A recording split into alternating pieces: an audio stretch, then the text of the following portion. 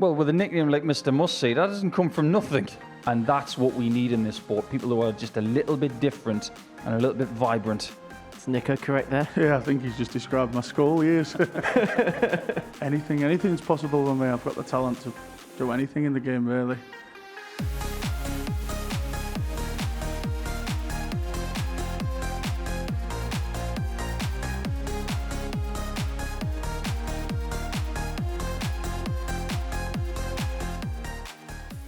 Hello, welcome along to the Tungsten Talk here at the MODUS Super Series, where we delve into the lives and careers of some of the stars that play here at the Live Lounge in Portsmouth. And we are joined today by a three-time weekly winner in this building in Reece Robinson, who joins myself and Paul Nicholson here in the, I suppose, first and foremost, a nice cool studio, because I know when you've been playing recently, it's been quite hot up on that stage. Yeah, a little bit warm, a lot cooler today with the rain.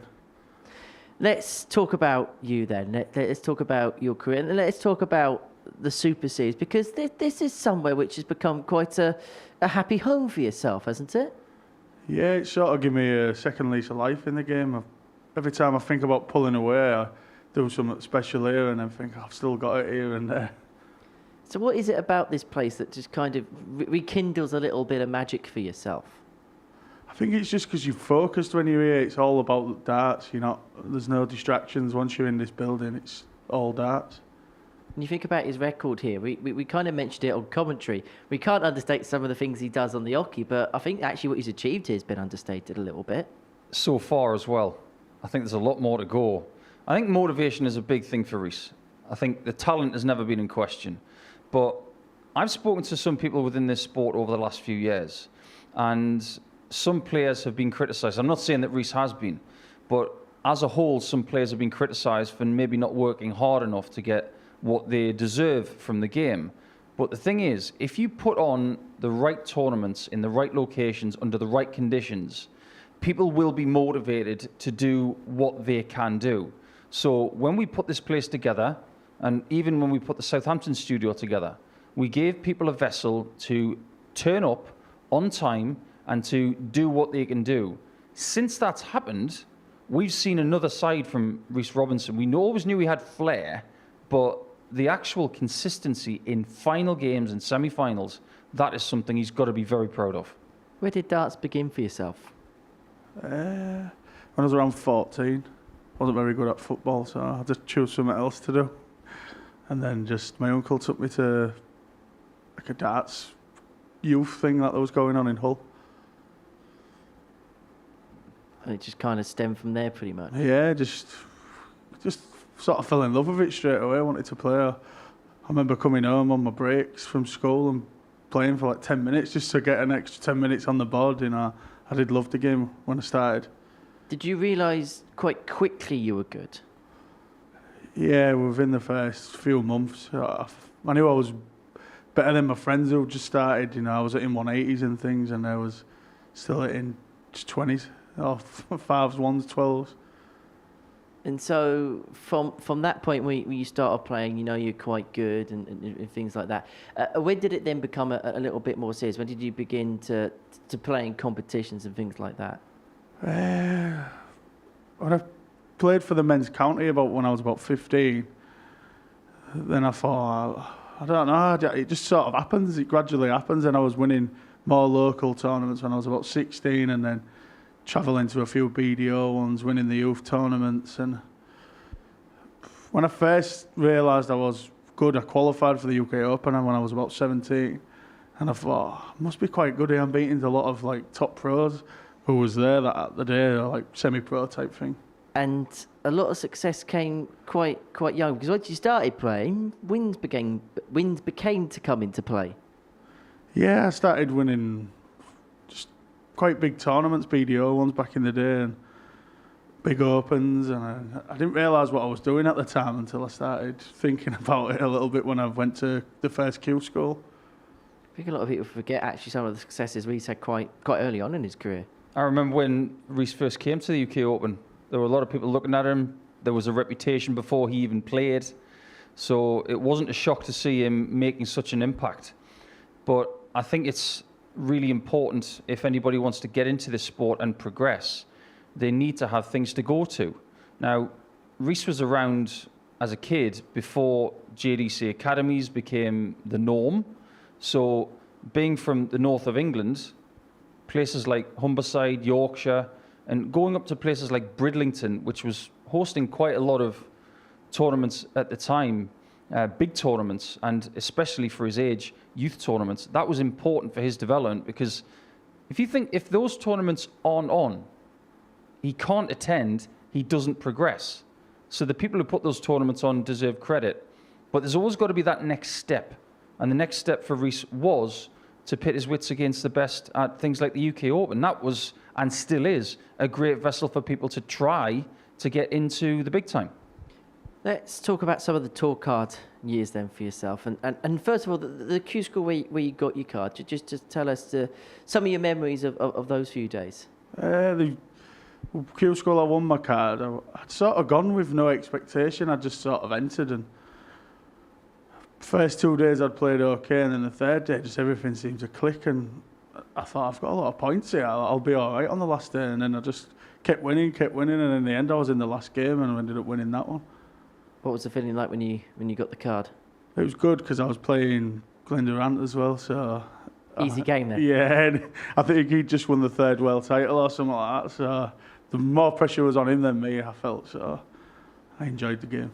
How would you describe your years on the circuit? How would you describe the years where you played on the Pro Tour? The first time I played with a card, I got that off the youth tour. I didn't learn much from that. I probably did learn a lot after I thought about it. I thought I did everything wrong there. I was expecting to win things and just wasn't happening. I wasn't taking in the right things. And then the next time, I did it a lot better. I didn't retain the card, but I did enjoy it a lot more. And it is what it is. It's a tough school to be there. Like, you can be as good as you want, but when you get in that room on the morning, there's another 127 players just like yourself who are all good, all wanting the same thing. You've had some experiences on the likes of the European Tour in your career. Just tell us what it's like to play on that particular stage. Yeah, that was the one thing I always wanted to do. I like playing in front of like cameras and on stages. So the European Tour, I always wanted to qualify for them. They interest me more than like your Pro Tours. Of course, I love playing them because I don't get many anymore. But yeah, the European Tours where it's at. Man-made for a stage, isn't he? Well, with a nickname like Mr. Must-See, that doesn't come from nothing. And the thing is, Reece is right. Everybody's got their way of playing the game, and everybody has a liking to certain circumstances. Players like Ian White, as much as he's won European Tour events, he was more comfortable playing on the floor. Mark Walsh was always more comfortable playing on the floor. Their results reflect that. But the thing is, there are players like Reece and others who see the cameras and they don't shy away from them. They actually thrive in front of them. I think Dave Pallett was the same. The way he'd see the cameras moving next to the board and the audience behind him, he'd be buoyed into doing something different and to entertaining the crowd, and we need players like that.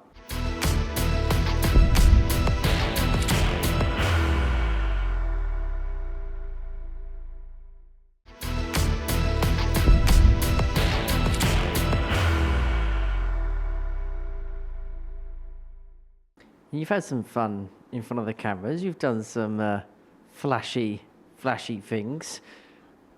Free tops here, things like that. What goes through the brain when you're in one of those modes? Sometimes it's just I'm looking for a spark maybe or something to get me going, or sometimes I'm just playing that well. I just fancy it. There's different ways I do it sometimes. More often than not, it's because I'm searching for something and I think this will kill the player off a little bit or something like that. We've called you an enigma. We've called you a maverick during your time here when we've been on commentary. Do you like having that kind of tag as somebody that's just a little bit different? Yeah, that's how I want to play. Even if I think of footballers who I used to look like growing up, Ronaldinho, Koche, they all had a bit of flair and something about them, and that's how I think of my game, as on the dartboard, bit of flair. Reece Robinson. Let's talk about some of your successes here, because as we mentioned at the start, this building's been very, very good to you and been very, very good for you. First of all, you've won 3 weekly titles. Is there any one that stands out more than the other? The first one was nice against Chaz, and I played well in that one. A few of the others I've sort of ground out the win, but that one I played really well all night. 3 weekly wins. He's in a very elite bracket here. Yeah, I think the most important 2 words to follow that are so far, because there's no telling what Reece can do. He's got youth, he's got experience with that, he's got talent, and if he's got hunger, there's no reason why we can't double that in the next couple of years. We've seen what Jimmy Van Schie's done in 2024 by winning 3 in a season, and if you get this guy on a Saturday night, you're in trouble. Because if he gets off to a good start, he's going to maintain it and he's going to be dangerous in semis and finals. He's already shown that. But I think to sum him up in one statement, it's, for me, you look at some kids who go to school and it's not their thing. You give them a textbook, it's not their thing. They don't really want to follow the rules. You see a lot of really good chefs and a lot of great sports people who say, well, I wasn't great at school because I didn't want to follow the rules, because I wanted to do things my own way. That is sometimes seen as a weakness. I see it as a strength because it means they're going to be great at something else. Now, I don't know what the school background was for Reece, but I get the feeling that he's someone who didn't want to follow A to B. He wanted to find Z via the scenic route. And that's what we need in this sport. People who are just a little bit different and a little bit vibrant. Is Nico correct there? Yeah, I think he's just described my school years. And then Champions Week. Now, every single time you played at a Champions Week here, you've made it through to the Saturday night. That's, again, a very rare achievement, players making it through to 3 Champions Nights on the trot. And you've played some high-class opposition in some of those games as well. Yeah, a lot of the players I've played have gone on to other things now and playing on the PDC and stuff like that. So I've beaten a lot of them. You mentioned some of the opposition and some of the people that you play, particularly at a Champions Week. What does it mean to you to be in that kind of company and be deserving in that kind of company? I've not really thought about it like that. I just take every week I come here as it comes, and then after I might think, he's good actually, who I was with. Like this week I'm looking in the room and I sometimes think, I don't do different days. Sometimes I think I'm the best player in this room, and the next day I'll be like, these are miles better than me, you know. Confidence up and down. I mean, you've been one that's been very much a talker-upper of what Reece has done, some of the things that he's achieved in this building, and it shouldn't go on the radar. We said that earlier on, but some of the scalps, some of the wins, some of the things he's done, there's a lot of very good players that have played here that would want some of what he's got. Think about some of the players that haven't even got 1 weekly title. They haven't got 2. They haven't got numerous Champions Week appearances. I know there are things that Reece hasn't done in this building yet, like winning a series, but they are extremely hard. It's like getting a major championship in any sport. You've got to peak, not just for a week, but for a night as well. It's really, really tough to do that. But one of the strengths that Reece has, and one of the reasons why he's been so successful, is that his ambition is not too far in the future. His ambition is pretty much daily. So when he turns up, my ambition today is to play as well as I possibly can. And then the next day it's the same. He's not looking too far into the future. I think that's a huge strength. It's something that Dave Chisnell has had in his career, and he's still got things that he can achieve too. So if I was to liken him to someone, it'd probably be Dave. Darting ability, I hope. We mentioned the Champions League record every time we got through to the Saturday. It's now logically for you the next step, winning one of these, winning a MODUS Super Series outright. Yeah, that's the aim. First take this week, and then I want one of them weekly, the series. I want to win one of them. I've been in too many of the Saturday nights not to have one. Is it an Everton? Is it a scratch that you need to? Is it an itch you need to scratch? Yeah, it's annoying. I've sort of felt like I was favourite coming into some of them on the night as well, and I've just either bad result or not even got out of the group, most of them. So what's the difference in level then between a regular week when you're looking at a Saturday and a Champions Week when you get to a Saturday? There's just a different feel about it. You know, everybody's on form. Everybody wants it more. You know, there is a different feel in the air on that night, and everyone's just playing well. I think he's nailed it there, because if you go to all of the Saturday nights that you have leading up to a Champions Week, there are people who are very happy just to be in that Saturday night. But if you get to a Champions night, you've got 6 players who genuinely think they're going to win. That's the difference.